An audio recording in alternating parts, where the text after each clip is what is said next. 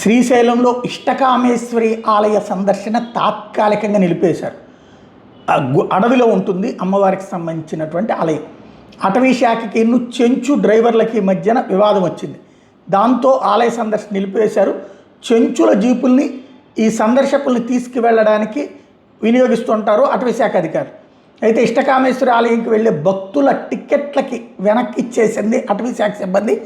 వివాదం సద్దుమణిగిన తర్వాతన యాత్ర పునఃప్రారంభిస్తూ ఉంటున్నారు.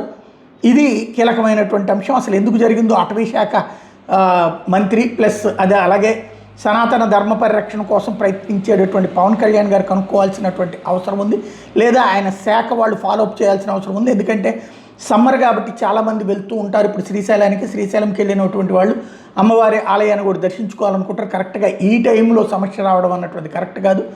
క్రాస్ చెక్ చేయాల్సిన అవసరం ఉంది. అట్లాగే ఆనం వారు ఎవరైతే దేవాదాయ శాఖ మంత్రి కూడా ఒకసారి ఫాలోఅప్ చేయాల్సిన అవసరం ఉంది.